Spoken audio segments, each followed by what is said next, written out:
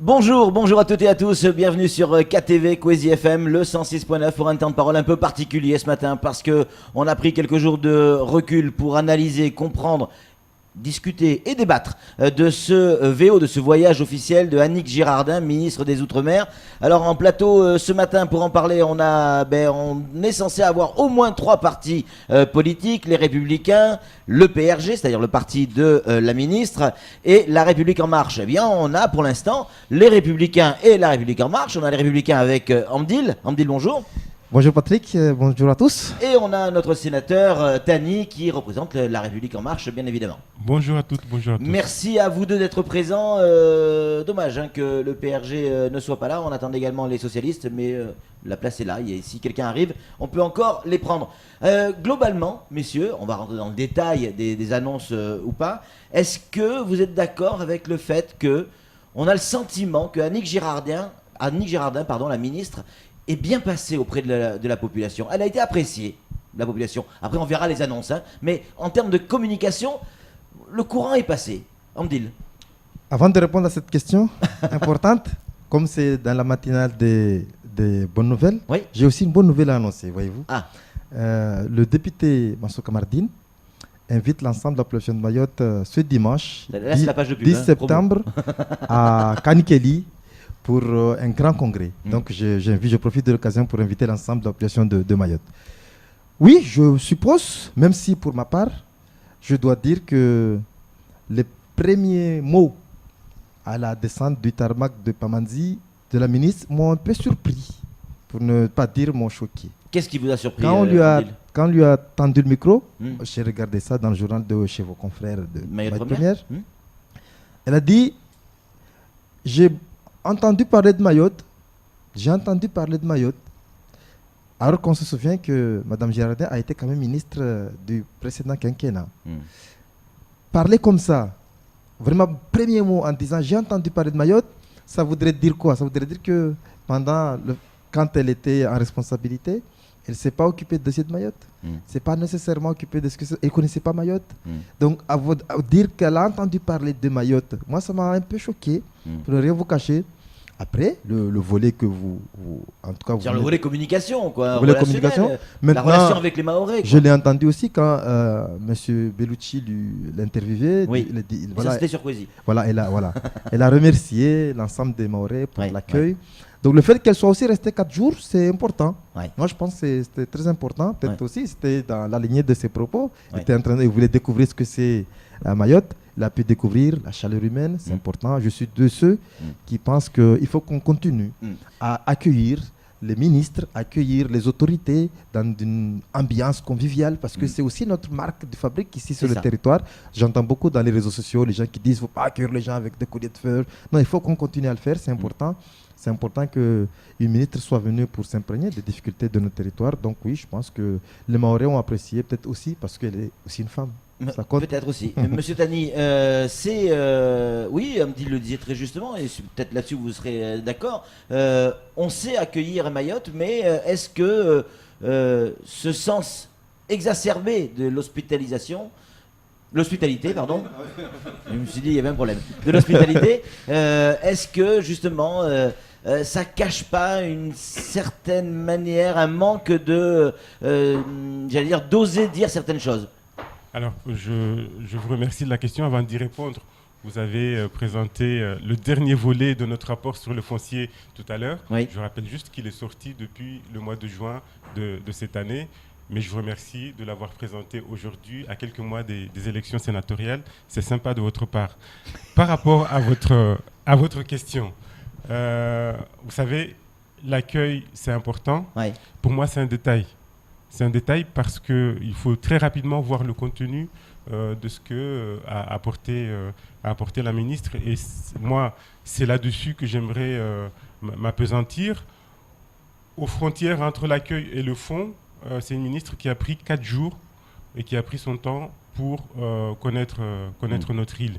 Elle a occupé des fonctions intérieures et notamment à la fonction publique. Elle avait eu l'occasion de recevoir les élus mahorais dans ce cadre. Elle est aujourd'hui ministre des Outre-mer. En début de quinquennat, je pense que pour une entrée en matière, c'est important qu'elle ait pris son temps pour bien connaître cette île, parce que des formations professionnelles d'avocats, avant de défendre quelqu'un, il faut bien le connaître. Alors, il nous a rejoint à l'instant sur le plateau, c'est le représentant du PRG aujourd'hui, c'est Henri Madi Ngazi qui est avec nous. Henri Madi, bonjour. Oui, bonjour, je suis un peu essoufflé, hein. J'ai couru. C'est pas grave, c'est pas grave. Mais vous êtes là, c'est l'important. Vous avez raté la première question, mais je vous la pose à nouveau. Les Mahorais semblent contents d'avoir rencontré cette ministre, semblent heureux de la manière dont elle s'est comportée. On va rentrer après dans le détail sur les annonces et ce qui va se passer. Mais sur le premier abord, en termes de communication, ça s'est plutôt bien passé. Et les Mahorais ont de quoi être satisfaits. Je vous rappelle juste que c'est la première fois qu'un ministre se déplace 4 jours, 4 jours à Mayotte. Donc ça sous-entend l'intérêt que porte l'actuel gouvernement sur Mayotte et sur sa population. Ouais. Alors on attendait, messieurs, et là chacun prendra la parole comme il l'entend, on attendait quand même des annonces fortes en termes de sécurité et d'immigration. Alors c'est vrai qu'elle est venue, elle a regardé, elle a observé, mais aucune annonce concrète, en tout cas pas dans les médias. Andil ? Après, comme je l'ai dit tout à l'heure, personnellement, en tout cas, je n'en attendais pas nécessairement, puisque, comme je l'ai dit, ses premiers propos, finalement, d'ailleurs, si je ne me suis pas déplacé en tout cas, je n'ai pas suivi la délégation officielle, c'est parce que j'ai compris finalement qu'elle était juste était venue pour regarder, découvrir, peut-être écouter, en espérant qu'elle saura apporter, parce que 4 jours, c'est aussi suffisant, même si ce n'est pas beaucoup, mais c'est suffisant pour connaître les difficultés, même si je considère qu'elle devait être à même d'apporter quelques éléments, puisqu'elle a participé, comme je l'ai dit, à plein de réunions au Conseil des ministres, parce qu'elle était ministre dans le précédent quinquennat. Maintenant, encore une fois, comme je l'ai dit tout à l'heure, j'espère qu'avec les 4 jours passés sur le territoire... Ouais, mais est-ce que vous attendiez à des annonces en disant, par exemple, voilà, il y a tant de policiers qui vont venir, tant de gendarmes, on va mettre ça en place pour lutter contre l'immigration, on va lutter contre la délinquance en faisant ça, des actions. Ou alors, ça fait partie du deal, c'est-à-dire que 4 jours, on observe et on prend des décisions après. Je l'ai dit tout à l'heure, je n'attendais pas nécessairement des annonces. Ses premiers propos disaient ça finalement. Elle était juste venue découvrir. Donc elle a découvert, même si je le dis tout à l'heure, je considère qu'elle connaissait les problèmes. Maintenant, elle a prévenu. C'était ses premiers propos. Elle a prévenu, je suis venu découvrir ce que c'est Mayotte. J'en ai beaucoup entendu parler, je suis venu découvrir. À partir de là, donc je me suis fait ma petite idée. D'ailleurs, finalement, c'est ce qui s'est avéré. Il n'y a pas eu d'annonce. En tout cas, pas eu d'annonce forte par rapport à la sécurité, vous avez dit, à l'immigration, à la santé, aux attentes nombreux des Mahorais. Mais comme l'a dit Mansour Kamardine, le député, c'était important qu'elle soit venue. Maintenant, j'ai compris qu'il y a des assises qui vont se faire très, très prochainement. Ça sera peut-être l'occasion, Mansour l'a dit tout à l'heure, enfin, elle l'a dit dimanche, quand on a fait notre rentrée politique, il va falloir que nous, on ait ici, sur le territoire, nos pré-assises, pour que quand on viendra dans les réunions, on pose déjà les sujets, qu'il n'y ait pas beaucoup de débats. Monsieur le sénateur, c'est les assises qui vont tout changer. C'est les assises qui vont amener les actions. En termes d'annonce ou pas d'annonce, vous m'avez suffisamment invité ici pour que même en cas d'annonce, je vous dise, attendons de voir. Donc même si elle avait fait des annonces fracassantes en matière de sécurité et d'immigration, moi je vous aurais dit, attendons de voir concrètement ce que ça va donner. Mais en termes d'annonce, moi je souhaiterais quand même rendre hommage au travail fait par le conseil départemental en matière sociale, qui a entraîné, et notamment mon ami Issa Abdou, qui a entraîné cette enveloppe que vous savez. Pour revenir à la Qui n'est sécurité. qu'une régularisation, monsieur le sénateur, on est bien d'accord. Elle a payé des dettes que le conseil départemental avait déjà fait, de l'argent que le conseil départemental avait déjà avancé. Régularisation qui est sollicitée depuis plus d'une décennie et qui n'avait pas abouti jusqu'ici. C'est pas un plus, on régularise. Mais est-ce que je peux répondre à votre question, monsieur Mien, s'il vous plaît? Pour revenir à la sécurité, il y a les assises, effectivement. Vous avez vu que le patron de la gendarmerie des Outre-mer était avec la ministre, comme celui de la police. Moi, je préfère ne pas avoir d'annonce hâtive aujourd'hui et d'être sûr qu'avec la venue de ces messieurs, avec cette visite, eh bien, on s'attend à des annonces conséquentes. Voilà, voyons concrètement ce qui va être décidé à la suite de cette visite et on pourra commenter après. Henri m'a dit, Kira avait dit sur ce plateau, oui, on s'attend à des annonces fortes en termes de sécurité. Si elles ne sont pas là, ces annonces fortes, on sera déçus. Est-ce que vous êtes déçus aujourd'hui? Moi, je suis très satisfait, contrairement à nos camarades. C'est une visite. Le sénateur allait être satisfait quand même. Non, mais c'est satisfaisant. soyons de bonne foi. Oui. Pour une fois, une ministre consacre autant de temps à cette île qui a été oubliée pendant des années sous différents gouvernements. Donc c'est satisfaisant. Satisfaisant de quoi? Qu'est-ce qui vous satisfait aujourd'hui? Déjà, c'est une visite. Je ne suis pas commentateur. Oui. Je vous laisse le soin de commenter. Oui. Mais je serai vous. Oui. Je rappellerai l'importance de cette visite. Oui. Son caractère. Tourner vers l'avenir. Parce que qu'a-t-elle rappelé à Mayotte, la ministre, si vous l'avez bien suivi? Il faut investir sur le long terme. Et le long terme, c'est quoi? C'est la jeunesse, c'est l'école. Et vous avez vu ses déplacements. Vous avez vu qu'elle est allée en petite terre, elle a pris le temps de rencontrer les lycéens. Elle a posé la première pierre à quand même un organisme important. Mais nous l'ont tous dit, ça. Donc, ils ont tous fait la même chose.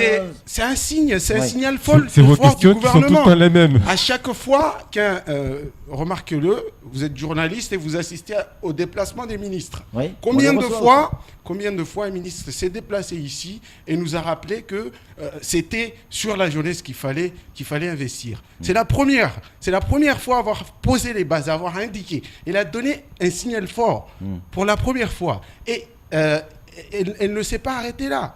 Elle nous a donné des indices sur la voie à suivre. Par exemple, elle rappelle aux élus qu'il faut se mettre au travail, il faut être pertinent dans nos projets et surtout il faut être cohérent dans le travail que nous voulons faire de Mayotte, cohérent dans la recherche des subventions. Il faut adapter des projets aux réalités locales. Donc c'est tout l'intérêt de cette visite.